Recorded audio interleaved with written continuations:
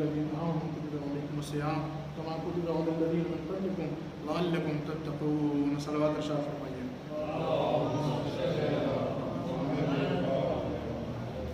التماس ایک بار سورہ اور 3 بار سورہ توحید کی تلاوت فرما کر مرحوم میر زامن علی ابن میر قاسم علی، نور جہاں بیگم مرحومہ بنت میر جعفر علی، میر فیروز علی مرحوم ابن میر زامن علی، شمس زینب مرحومہ بنت میر علی اشمس صاحب کی روح کو حساب فرما دیجیے.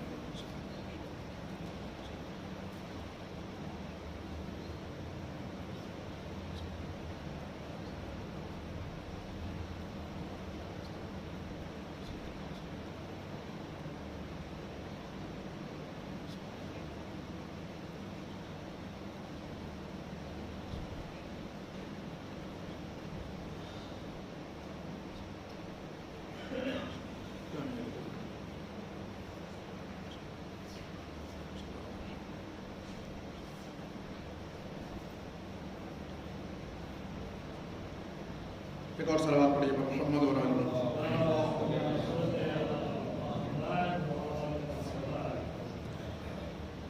ہم لوگ گفتگو کر رہے تھے عظمت خاک شفا کے عنوان سے. ضمناً ہم نے بات کی کہ خاک شفا کو کہاں رکھنا ہے، اس کا احترام کیوں کر کیا جائے، کیسے کیا جائے، اور اگر احترام نہ کیا جائے خاک شفا کا تو پھر خاک شفا کی تاثیر پہ کیا فرق آتا ہے، کیا واقعی وہ اثر انداز اور فائدہ مند ہوتی بھی ہے اگر اس کی بے حرمتی کی جائے تب، یا یہ کہ خاک شفا کن کن کاموں کے لیے استعمال ہوتی ہے، شفا کے لیے، امان کے لیے، یہ سب باتیں ہو چکی ہیں. ایک بات اور تھی کل، وہ یہ کہ خاک شفا کو اگر اسے مؤثر اور مفید رکھنا ہے تو کن کن لوگوں سے بچانا ہوگا. خاک شفا کو اگر واقعی مفید جو ہے وہ باقی رکھنا ہے، اس سے استفادہ کرنا ہے، واقعی اپنے درد، اپنی بیماریوں کا علاج کرنا ہے، تو اس کے لیے تھا کہ کافروں سے، جنوں سے، شیطانوں سے اس کو محفوظ رکھنا ہوگا کہ اس کو مس کرتے رہتے، اس کو پھونکتے رہتے ہیں تاکہ جو کیا ہے اس کی تاثیر کم ہو جائے، اس کا فائدہ کم ہو جائے، لوگوں سے علاج نہ لے سکیں. اس کی خاص وجہ یہ تھی کہ ایسا شیطان اور کافر جن اس لیے کرتے ہیں کہ ان کو اولاد آدم سے کیا ہے، دشمنی ہے. یہ کل تک کی گفتگو تھی، لہٰذا اس کو بہت حفاظت کے ساتھ بچا کے. آج ایک روایت اور اس سلسلے میں ہے اور بقیہ دوسری روایتیں ہیں جو بہت ہی دلچسپ ہیں. ایک بہت خاص بات ہے آج، وہ یہ کہ خاک شفا آپ لے تو آئے، ٹھیک ہے، یہ بھی تھا کہ کن لوگوں کے اوپر جو خاک شفا اثر انداز ہوتی، کن لوگوں پر اثر انداز نہیں ہوتی. بعض لوگوں پر اثر انداز نہیں ہوتی، یہ بھی گفتگو ہم کر چکے ہیں کہ کس وجہ سے بعض لوگوں کو فائدہ نہیں پہنچاتی خاک شفا.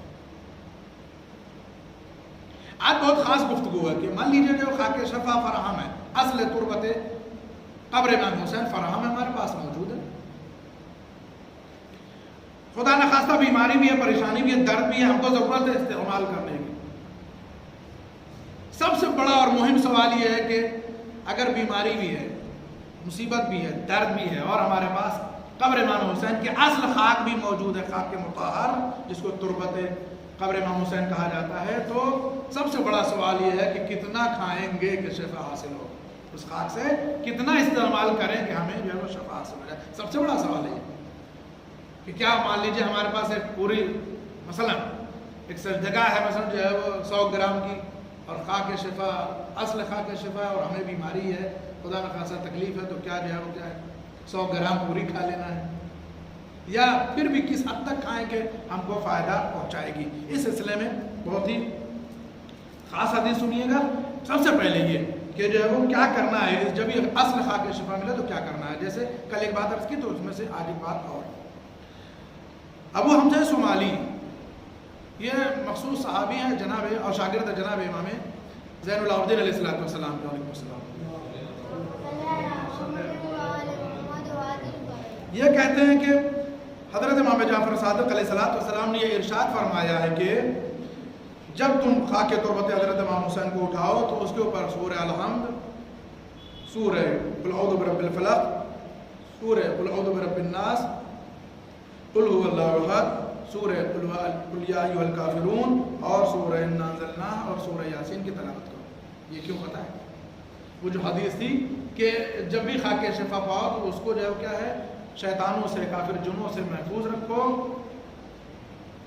کیا کہا گیا تھا؟ کیسے محفوظ رکھو؟ اس پر اللہ کا نام لے کر کے دم کرو. یہی ہے قرآن کی آیتیں پڑھیے، سورے پڑھیے، یہ سورے پڑھیے، تاکہ جو ہے وہ کیا ہے کافر جن اور شیطان اس پر نہ پہنچ سکیں، اس تک نہ پہنچ سکیں، اس پر پھونکے نہ مار سکیں، اسے مس نہ کر سکیں، یعنی اس کے اثر کو کم نہ کر سکیں۔ تو جب بھی اصل خاک شفا ملے، سورہ یاسین، سورہ نازلنا، سورہ فلق، سورہ ناس، سورہ کافرون، سورہ توحید، سورہ الحمد وغیرہ، یہ ضرور پڑھنا ہے۔ اس کے بعد ایک دعا ہے، اسی دعا سے ملتی جلتی جو کل آپ کے سامنے عرض کیا تھا۔ اب جو خاص بات یہ ہے کہ پھر کیا، یہ تو مثلا جو ہے وہ تلاوت ہو گئی، اعمال ہو گئے، اذکار ہو گئے، کیا کرنا ہے یہ پڑھنا ہے۔ اس کے بعد دوسری بات میں کہ جب تمہیں خاک شفا ملے اور اسے کھانا چاہو، یعنی مرض میں کھانا چاہو، اسے درد میں کھانا چاہو، تو کیا کرو، اسے پہلے سونگھو، آنکھوں سے لگاؤ، یعنی احترام۔ دنیاوی دوا کے لیے کہتے ہیں کہ اگر سونگھ لیا تو اس کی تاثیر ختم ہو جاتی ہے، خاک شفا کے لیے یہ حکم دیا جا رہا ہے کہ کھانے سے پہلے اس کو سونگھو۔ دنیاوی دوا کے لیے مشہور ہے کہ اگر آپ نے سونگھ لیا کھانے سے پہلے تاثیر ختم ہو جاتی ہے، نہیں معلوم کہاں تک صحیح ہے بات، البتہ کہا جاتا ہے کہ جو دوا آپ کھا رہے ہیں مرض میں، اسے سونگھیے نہیں کھانے سے پہلے، اللہ سونگھنے لائق بھی نہیں رہتی سونگھنے لائق جو چیز اس کو سونگھیے، خاک شفا کے لیے حکم ہے کہ آپ اس کو سونگھیے، آنکھوں سے لگائیے، بوسہ دیجیے، اس کے بعد کیا ہے کھائیے۔ اب وہ سب سے اہم سوال کہ کتنا کھانا چاہیے۔ خاک شفا، اصل خاک شفا مثلا ہمارے پاس وافر مقدار میں موجود ہیں، اچھی خاصی مقدار میں موجود ہے ہمارے پاس۔ کھانا کتنی بیماری میں، امام علیہ السلام فرماتے ہیں، غور سے سنیے اس جو ہے وہ روایت کی اس فقرے کو، امام فرماتے ہیں کہ دیکھو اپنی دونوں آنکھوں سے لگانے کے بعد، سونگھنے کے بعد اسے بس چنا برابر کھاؤ۔ چنا برابر سمجھتے ہیں؟ چنا جانتے ہیں نا؟ امام نے فرمایا بس اسی چنا کے برابر کھاؤ، اس سے زیادہ۔ لاکھ بیماری ہے، لاکھ گھر میں افراد پڑی ہوئی ہے، لیکن کہا کہ جو ہے وہ چنا بھر جو ہے وہ چھوٹا سا جو حصہ ہوتا ہے، یعنی ایک تسبیح کا دانہ سمجھ لیجیے، ایک تسبیح کا دانہ، البتہ چھوٹی تسبیح، ہماری والی تسبیح نہیں، یہ زیادہ ہو جائے گی شاید۔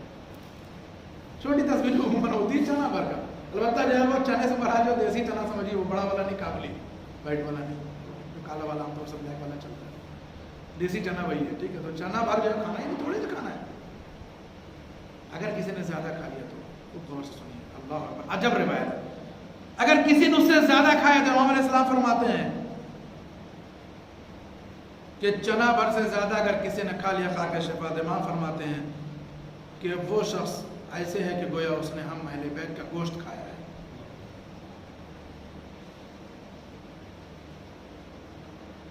اللہ اکبر، یہ نہیں کہ مل گئی ہے تو جتنی چاہو کھا لو، عجیب بات ہے۔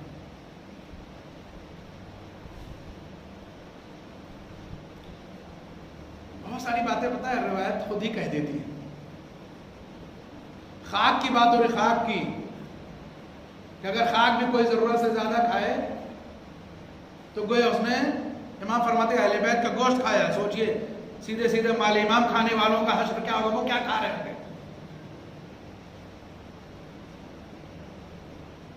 یہ تو خاک کی بات ہے نا، ان کی قبر کی خاک جو ہے وہ کیا، بس چنے برابر کھاؤ، اس سے زیادہ کھائے تو سمجھ لو گوشت کھایا۔ سوچے اگر کوئی سیدھے سیدھے مال امام کھا رہا ہو،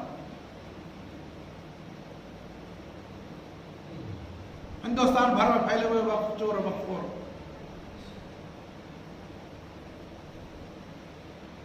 کھا رہے ہوں گے، سوچئے کیا کھا رہے ہیں۔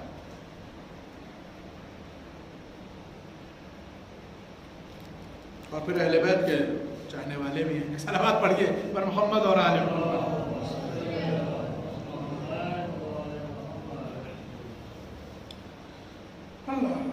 اس کے بعد پھر یہ روایت ہے کہ جب قبر سے مٹی اٹھاؤ وہاں سے اصل خاک شفا، تو یہ دعا پڑھو، وہی دعا ہے جو کل آپ نے سنا تھا ہم سے، لیکن ایک چیز اس میں اضافہ ہے، وَأَمَانًا مِنْ كُلِّ خَوْفٍ، یہاں تک تو پڑھا تھا آپ لوگوں نے، وَحِفْظًا مِنْ كُلِّ سُوءٍ، اور پروردگار ہر طریقے کی برائی سے بھی کیا ہے، محفوظ رکھنا، یا یہ وہ جو ہے وہ خاک ہے کہ جو ہر برائی سے آدمی کو محفوظ رکھتی ہے۔ اس کا مطلب خاک شفا وہ تاثیر ہے کہ جہاں وہ برکت دیتی ہے، جہاں وہ شفا دیتی ہے، جہاں وہ جو ہے وہ کیا ہے بیماریوں کا علاج کرتی ہے، جہاں وہ امان اور جو ہے وہ کیا سکون دیتی ہے، ظلم خوف تشدد سے بچاتی ہے، وہیں کیا ہے برائیوں سے بچاتی ہے، وَحَفَظًا مِنْ كُلِّ سُوءٍ، اور جو کیا ہے ہر برائی سے بچاتی ہے۔ تو کیا ہے وحب زمین کل سو ہر برائی سے کیا ہے بچانے والی بے شک ہے. پتہ نہیں آگے روایت آئے گی کہ نہیں آئے گی. یہ خاک شفا کے تسبیح کے بارے میں پتہ کیا ہے؟ یہ تسبیح آپ لیے رہیے جب تک آپ پڑھیے گا تبھی تک آپ کو ثواب ہے. اس طریقے جتنی تسبیح آتی ہے پلاسٹک والی ہے نا، جب تک آپ اس کو پڑھتے رہیے گا تبھی تک آپ کو ثواب ہے. تنہا دنیا میں خاک شفا کا یہ امتیاز اور افتخار ہے کہ اسے صرف آپ اپنے پاس رکھے رہیے، نہ بھی پڑھیے گا تب بھی جو ہے آپ کو ثواب ملتا ہے. روایت کیوں بولا؟ روایت کہتی کہ چونکہ یہ خاک خود اللہ کی تسبیح اور حمد و ثنا کرتی رہتی ہے، تو اس کا ثواب کس کو ملتا ہے؟ اس بندے کو جو لے کے گھوم رہا ہے جو کہاں سینے کے پاس.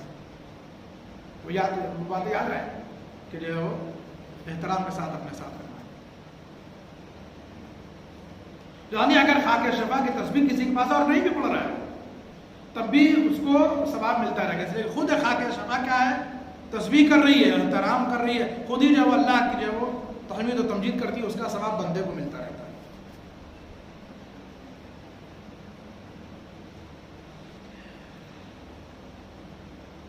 پھر امام نے فرمایا کہ جب اس خاک کو لو تو اس خاک کے پاک کو ایک کپڑے میں باندھ لو اور اس پوٹلی کے اوپر سورہ انا انزلنا پڑھو. ہو سکتا ہے کوئی سوچ رہا ہو یاسین، سورہ فلق، سورہ جو ہے وہ ناس، سورہ کافرون، سورہ توحید، سورہ نحم، اتنا سارا کون پڑھے؟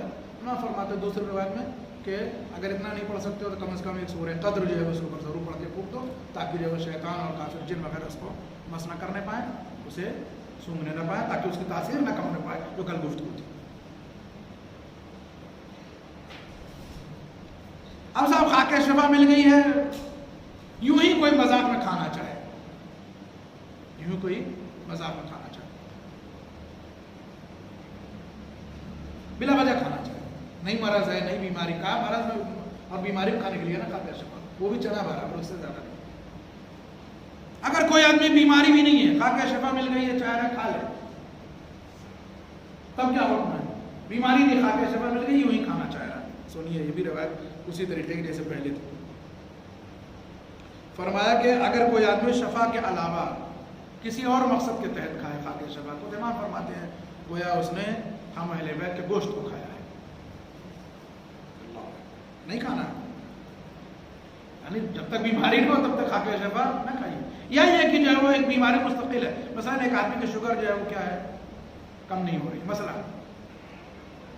ایک آدمی کی شوگر کم ہی نہیں ہو رہی ہے، 1000 دوا کر رہا ہے بیچارہ، 1000 جو ہے وہ نہیں کم ہو رہی تھی، تب ہو سکتا ہے آدمی نیت کر لے کہ بھائی جو ہے وہ یہ بھی بیماری ہے، لیکن ٹھیک ٹھاک ہے تو پھر جو ہے ضرورت نہیں ہے. شوگر اگر نارمل ہے تب بھی نہیں کھا سکتا ہے. یہ کہے کہ ہمارے پاس تو بیماری ہے، بھائی شوگر آگے جائے گی نہیں ہے نا، تو جاتی ہوتی نہیں ہے، اوپر نیچے بھلے ہو جاتی ہے. تو اس لیے جو ہے وہ کہا گیا کہ بس جتنا ضرورت اتنا ہی کھائے، اس سے زیادہ کھانا مطلب کہ اہل بیت کے گوشت کھانے کا برابر.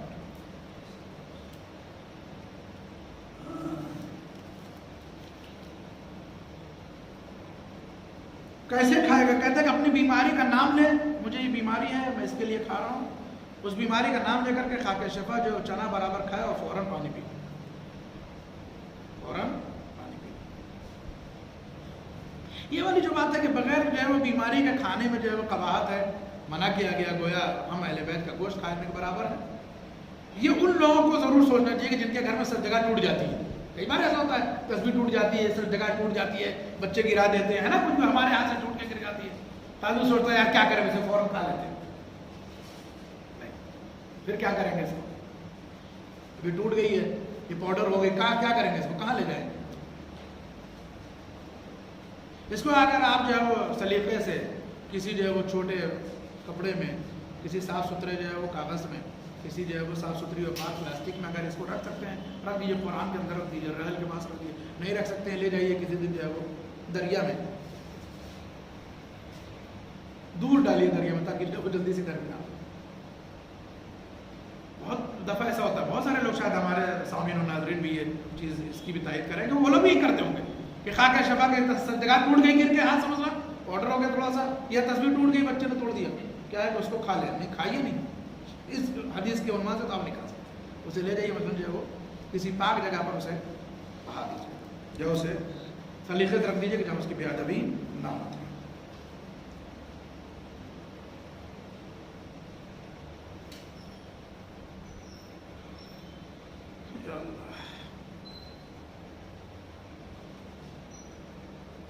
یہی نہیں کہ خاک شفا جو ہے وہ صرف اور صرف بیماری سے نجات دلاتی ہے. اگر کوئی آدمی بیماری کے موقع پہ استعمال کرتا ہے تو اس کا رزق بڑھتا ہے, اس کا علم بھی بڑھتا ہے. یہ بھی روایت کے اعتبار سے واضح ہے.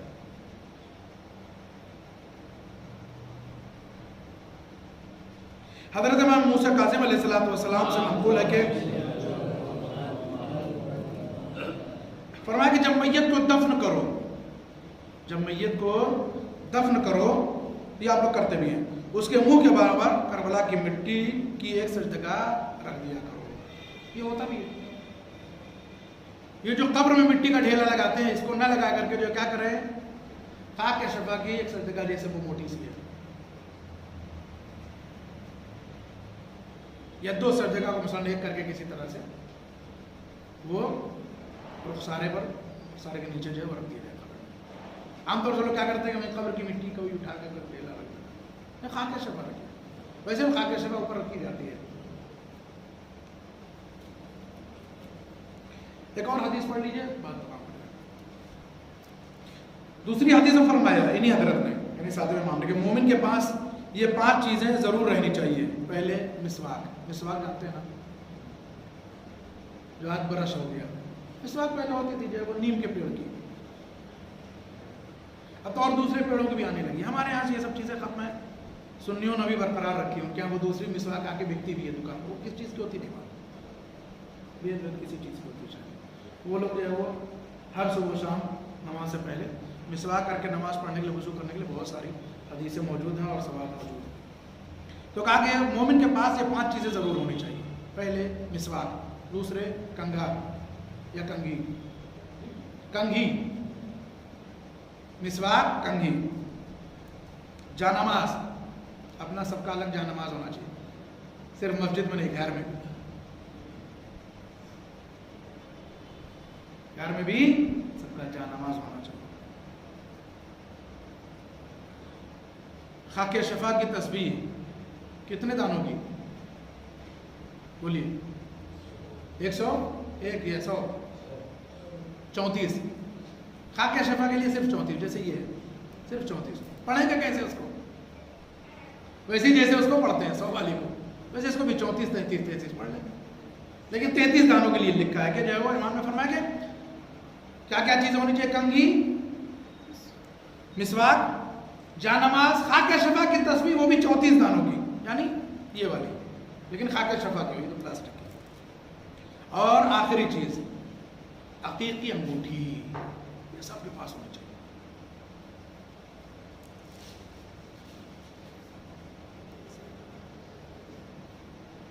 ایک روایت اور پڑھ دیتا ہے جو پچھلی بات کہی تھی اسی سے ملتی ہوئی, نہیں تم چھوڑ دیتے.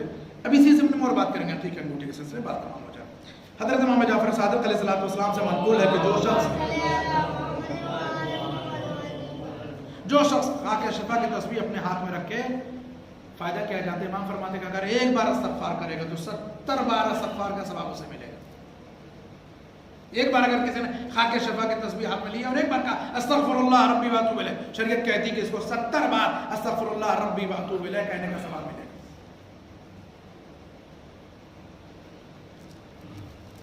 اور امام نے فرمایا اگر خالی ہاتھ میں پھراتا رہے تسبیح کو خاک شفا کی تو کیا ہوگا؟ تو امام فرماتے ہیں تو بھی فی دانہ 7 استغفار کا ثواب ملے گا, یعنی ہر دانے پر 7 استغفار کا ثواب ملے گا, چاہے کچھ بھی نہ پڑے ہو. یہ ابھی عرض کیا تھا پہلے بھی کہ واحد یہ تسبیح ہے خاک شفا کی عظمت ہے کہ جہاں آپ کو کچھ بھی نہیں پڑھنا ہے تب بھی آپ لیے رہیے, بات کرتے رہیے, تب بھی آپ کو اس کا ثواب ملتا رہے گا. ہر دانے کے اوپر کیا ہے؟ 70 بار کا استغفار کا ثواب ملے گا. ہاں, عقیق کی بات ہو رہی تھی. عقیق کی انگوٹھی بھی کیا ہے؟ ساتھ میں رہنا چاہیے مومن کے. بہت سارے لوگ جو ہے وہ سوال کرتے ہیں, میسج کرتے ہیں, فون کرتے ہیں, ایسے بھی پوچھتے ہیں کہ صاحب جو ہے وہ عقیق کی انگوٹھی پہننا ہے, استخارہ کر دیجیے. فیروزے کی انگوٹھی پہننا ہے, اس دن ہم لوگ اس پر بات ہو رہی, بہت ہوتا ہی ہے. فیروزے کی انگوٹھی پہننا ہے, استخارہ دیکھیے فیروزے کی انگوٹھی پہنے کہ نہیں پہنے. عقیق انگوٹھی پہننا ہے, آپ جو ہے وہ بنوا لیا ہے, مگر آپ جو ہے وہ استخارہ کریے پہنے کہ نہ پہنے. ہو سکتا ہے کچھ لوگ دیکھتے ہوں استخارہ اس سلسلے میں, ہم کبھی نہیں دیکھتے, اور جو ہم سے کہتے ہیں اس کو سمجھا کر کے واپس کرتے ہیں. تو بھائی مستحب کام کے لیے استخارہ نہیں ہے. فیروزے اور عقیق کی انگوٹھی پہننے کے بے انتہا ثواب لکھے گئے ہیں. یہیں پر دیکھیے امام نے فرمایا کہ مومن کی نشانی ہے کہ اس کے پاس 5 چیزیں ہونی چاہیے. ان میں ایک جو ہے کیا ہے؟ عقیق کی انگوٹھی بھی ہے. یہ مستحب ہے, استحباب کی بنا پہ کہا گیا. مستحب کام کے لیے استخارہ نہیں ہوتا ہے.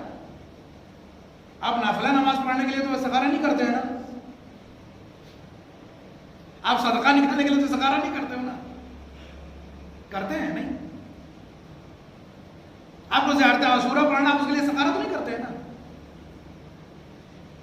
بیٹے بیٹی کا ولیمہ ہوتا ہے, مستحب ہے شادی میں, اس کے لیے استخارہ کرتے ہیں. کرتے ہیں نہیں کرتے ہیں. اور بہت سارے ایسے مستحب اعمال ہیں, نہیں کرتے ہیں استخارہ. ظاہر سی بات ہے کہ اس کے لیے بھی استخارے کی ضرورت نہیں ہے. اتنی تاکید کی گئی ہے فیروزے اور عقیق کی انگوٹھی کے لیے. ہم آپ سب سے جو ہے درخواست کریں کہ آپ لوگ سب پہنیے, فیروزے اور عقیق کی انگوٹھی پہنیے. ثواب ہے, نماز کی قبولیت کا سبب ہے. اس میں انسان کے رزق میں اضافہ کرتی ہے, انسان کی جو ہے کیا حیبت میں اضافہ کرتی ہے, انسان کا جو ہے اعتبار بڑھاتی ہے. وعلیکم السلام. مستحب ہے, بہترین انگوٹھی پہنیے, اچھی بنا کے پہنیے, مہنگی والی پہنیے. تو شرعہ ہے, سب جائز ہے. اس کے لیے شریعت آپ کو منع نہیں کرتی کتنی مہنگی آپ پہنتے. اصل نشہ پوری پتھر ملے فیروزے کا, لے کے پہنیے, چاہے جتنا مہنگا ملے. اللہ نے آپ کو دیا ہے تو اصل نشہ پوری فیروزے کے جو ہے انگوٹھی پہنیے, بالکل پہنیے. مستحب ہے نماز میں بھی پہننا. خود اللہ نے فرمایا کہ مجھے شرم آتی ہے ایسے بندے کے اوپر کہ جو فیروزے کا انگوٹھی پہن کر کے نماز میں دعا کرے, یا ایسے میری بارگاہ میں دعا کرے, میں اس کی دعا قبول نہ کروں. ہو ہی نہیں سکتا ہے کہ جو ہے وہ دعا کرے قبول نہ ہو. فیروزے اور عقیق کی انگوٹھی ضرور پہنیے. اس کے لیے کسی استخارے کی ضرورت نہیں ہے. دنیاوی پتھر کے لیے ہو سکتا ہے, نیلم کے لیے آپ دکھا لیجیے مثلا, یا اور ایسے پتھر دنیاوی پکھراج وغیرہ کہ جن کا تعلق جو ہے وہ لوگ کہتے ہیں کہ پہن لو تو آدمی امیر ہو جاتا ہے, اور کسی کو ہو جائے تو غریب ہو جاتا ہے, وہ الگ مسئلہ ہے. لیکن جو ہے وہ مستحب جو ہے ان کے لیے استخارے کی ضرورت نہیں ہے, چاہے فیروزہ ہو یا جو ہے وہ در نرف ہو یا عقیق ہو. بالخصوص فیروزہ ہو, عقیق اس کے لیے کہا گیا ہے. عقیق بھی مرنے والے کو دیا جاتا ہے نا, رکھا جاتا ہے نا اس کے لب کے اوپر, عقیق رکھا جاتا ہے. کیوں؟ تو مستحب پتھر ہے یہ سب. وہ ہے ان کو مستحب اس لیے بنایا گیا, ان کو مبارک اس لیے بنایا گیا ہے, ان کے لیے اتنی تاکید اس لیے کی گئی پہننے کے لیے. یہ وہ پتھر کے جنہوں نے اہل بیت اطہار علیہ السلام کی ولایت کو اقرار کیا ہے, انہوں نے مانا ہے, اس لیے ان کو محترم بنایا گیا ہے. یہ پتھر کیوں نہیں کہا گیا پہننے کے لیے؟ لیکن انہوں نے نہیں اقرار کیا. یہی بہت بڑی بات ہے کہ مسجد میں لگ جاتے ہیں. عقیق و فیروزے کو اس لیے کہا کہ یہ انہوں نے اللہ کے سامنے ولایت اہل بیت اقرار کیا, اس لیے ان کی اتنی جو ہے حیثیت ہے, ان کو مبارک قرار دیا گیا. انگوٹھی کا تذکرہ جو ہے وہ آ گیا ہے. بس صاحب میں 5 منٹ اور ہمارے پاس وقت رہ گیا. سرکار سید الشہداء امام حسین علیہ السلام کے لیے روایت میں ہے کہ آپ روز عاشورہ میدان کربلا میں کھڑے ہوئے ہیں, دشمن سے خطاب کر رہے ہیں, سمجھا رہے ہیں دشمن کو. آخری وقت تک امام کی کوشش ہے کہ جو ہے وہ کوئی ان کو علیکم السلام سمجھ جائے, راہ ہدایت پر آ جائے. آخری وقت تک امام کوشش کر رہے ہیں. یہاں تک کہ روایت کہتی ہے کہ امام کے ہاتھوں میں جو انگوٹھی ہے, امام اس کو دیکھتے ہیں, اور جو ہے یکایک امام کی نگاہ ایک ایسے شخص پر پڑتی ہے کہ جو فوجی یزیدی میں کھڑا ہوا ہے. اتنے بڑے لشکر میں ایک شخص کھڑا ہوا ہے, امام نے اس کو اشارے سے بلایا. وہ شخص بھی عجیب ہے کہ لشکر میں کھڑا ہوا ہے دشمن کے, یہ سن کے آیا تھا کہ کوئی جو ہے وہ خارجی ہے جس نے خروج کیا ہے حاکم وقت کے خلاف, اس کو قتل کرنا ہے, اسے قتل میں شریک ہونا ہے, مال غنیمت ملے گا, بہت ساری دولت ملے گی, بہت سارے جو ہے مثلا وہاں اسباب ملیں گے جنگ جیتنے کے بعد. وہ آیا ہے, جب وہ آنے لگا تو اس کی بیٹی نے چلتے چلتے کہا بابا جب آپ مال غنیمت لے کر آئیے گا, جنگ سے واپس آئیے گا تو میرے لیے فیروزے کی انگوٹھی لے کر آئیے.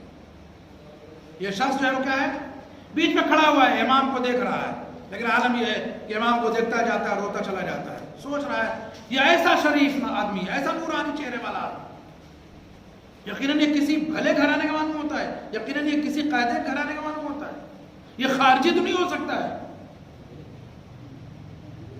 یہ کوئی غلط آدمی تو نہیں ہو سکتا ہے. اتنا وجیح انسان سامنے کھڑا ہوا ہے, اور اس کو مارنے کے لیے مثلا لاکھوں کی فوج کیوں آئی ہوئی ہے؟ وہ روتا جا رہا ہے، یہ کہا کہ امام نے نگاہ اس کے اوپر پڑی، امام نے اشارہ سے اس کو پاس بتایا، امام نے بس اس سے ایک بات کہی، اپنی انگوٹھی اتاری اور جو ہے وہ اتار کے کہا کہ یہ لے جاؤ اپنی بیٹی کو جو ہے وہ دے دینا، ہماری طرف سے ہدیہ دے دینا، اور کہہ دینا کہ جس کو قتل کرنے کے لیے لوگ اکٹھا ہوئے تو وہ خارجی نہیں تھا بلکہ فرزند رسول تھا۔ اللہ اکبر، وہ فرزند رسول تھا۔ کہنے لگا مولا یہ بات میری بیٹی نے مجھ سے بتایا تھا، صرف مجھے معلوم، آپ کم امام، مجھے معلوم تمہاری بیٹی نے کیا، تم نے وعدہ کیا تھا اس سے؟ وہ کہتا ہے وہ تائب ہو گیا، اس نے توبہ کی، امام سے جنگ جو ہے اس میں کیا ہے چھوڑ دیا۔ انگوٹھیوں کا تذکرہ ائمہ کے یہاں ہے، حدیث ایک روایت کہتی ہے، بس آخری فقرہ مجلس تمام، روایت کہتی ہے کہ جب امام زین فرض سے زمین پر تشریف لائے تو جب لاش کے پامالی کا حکم آیا امام، دس ایسے حرامزادے تیار کیے گئے کہ جو امام کی لاش کو پامال کر سکتے ہیں، گھوڑوں کی نالبندی کی گئی، مہمیز کیا گیا گھوڑوں کو، امام کی لاش کو پامال کرنے کی نوبت آئی۔ عجیب منظر ہے۔ فضہ در خیمہ پہ آ کے خبر کو سن لیتی ہیں، جاتی ہیں جو ہے وہ جناب زینب کے پاس، بی بی بڑی مصیبت کی خبر ہے، فرماتی ہیں فضہ اس سے بڑی اور کیا مصیبت خبر ہو سکتی ہے، مہاراج اکبر مارا گیا، بی بی اس سے بڑی مصیبت کی خبر ہے، فضہ جلدی بتاؤ اور مصیبت کی خبر کیا ہو سکتی ہے، میرے انہوں محمد مارے گئے، میرے قاسم مارا گیا، حد یہ کہ میرا عباس مارا گیا، انتہا ہو گیا کہ میرا حسین میں مارا گیا، اب اس سے بڑھ کر کیا مصیبت ہو سکتی کربلا میں؟ کہنے لگے بی بی میں نے سنا ہے کہ ابھی آقا کے لاشے کو پامال کیا جائے گا۔ اجرکم علی اللہ، روایت کہتی ہے کہ زینب اولیاء مقام خیمے سے باہر آنا چاہتی، آ کر کے مقتل میں رخ کرتی ہیں، آواز دیتی ہیں ابو حارث کہاں ہو، تمہارا آقا پامال ہونے والا، اجرکم علی اللہ، وہ پورا واقعہ آپ کے نگاہوں کے سامنے، لیکن جو بات عرض کرنی وہ یہ کہ حسین کا جسم اقدس گھوڑوں کی ٹاپوں سے پامال ہوتا رہا، جب شیر چلا گیا تو ان ظالموں نے گھوڑے دوڑائے۔ روایتیں کہتی ہیں کہ جو شہید بھی تھا اس کے قبیلے والے، اس کے رشتہ دار اس کے چاہنے والا آگے بڑھے، کہنے لگے نہیں ہم لاش کو پامال نہیں ہونے دیں گے، چونکہ لاش کی پامالی سب سے بڑی بے حرمتی ہوتی تھی۔ راوی کہتا ہے سب نے اپنے اپنے لاشوں کو اٹھا لیا، تنہا سرکار سید الشہداء فرزند رسول کا لاشا رہ گیا جس کا کوئی اٹھانے والا نہ تھا۔ راوی کہتا ہے گھوڑوں کی ٹانپیں حسین کے جسم اقدس پر پڑتی رہی، بہن فریاد کرتی رہی، ہائے میرا ماں جایا، ہائے میرا حسین، ہائے میرا بھیا۔ راوی کہتا ظالموں نے اتنے پہ اکتفا نہ کی، ارے کوئی آگے بڑھا، حسین کے پیراہن کو لوٹ کے لے گیا، کوئی آگے بڑھا، حسین کے امامے کو لے گیا۔ راوی کہتا ہے ایک شخص آگے بڑھا، ارے اس نے کیا دیکھا، حسین کی انگلی میں ایک خوبصورت سی انگوٹھی ہے، چاہتا اسے بھی لے لے، لیکن راوی کہتا ہے انگوٹھی اتر نہ سکی، اس نے خنجر نکالا، حسین کی انگلی کو خنجر سے کاٹ کے لے گیا۔ عجب نہیں سیدہ کی آواز گونجی، ہائے میرا لال حسین، ہائے میرا مظلوم بیٹا، میں نے بڑی مشقتوں سے حسین کو پالا تھا، ہائے میرے لال کے ساتھ انا للہ و انا الیہ راجعون رضا بقضائه وتسلیما لامره وسيعلم الذين ظلموا اي منقلب ينقلبون الہی بحق الظہرا وابیہا وبعلیہا وبنیہا وسر المستودع فیہا بعدد ما احاط بعلمک۔ پروردگار تجھے واسطہ محمد اور آل محمد تمہاری سبادت قبول فرما، جہاں جہاں شان در قرار ان کی جان مال و ایمان والوں کو معاوضت فرما، اطباق علی اور رضا مقدسات محفوظ فرما، علماء اعلیٰ اور اکرام کو معاوضت فرما، جو مومنین یہاں بیٹھے ان کی ساری حاجتوں کو پورا فرما۔ پروردگار تجھے واسطہ محمد اور آل محمد ہمارے مریضوں کو شفا یاب فرما، ہمارے مرحومین کی مغفرت فرما، اپنے جوار معصوم میں جگہ کرامت فرما، بالخصوص جن مرحومین کی ایصال ثواب کے مجلس پر کے اس مجلس کا ثواب ان کی روح کو ایصال فرما۔ ابو تجھے واسطہ محمد اور آل محمد ہمارے زمانے کے امام، ہمارے صاحب ولی نعمت، ہمارے مولا اور آقا کے دور میں تعجیل فرما، ہم سب کو اپنے مقدس سپاہیوں شمار فرما۔ التماس ایک بار سورہ حمد، 3 بار سورہ توحید کے تلاوت فرما کر مرحوم میر ضامن علی ابن میر قاسم علی، نور جہاں بیگم بنت میر جعفر علی، میر فیروز علی مرحوم ابن میر زامن علی، شم زینب مرحومہ بنت امیر حشمت علی صاحب کی روح کو اصل فرمائے۔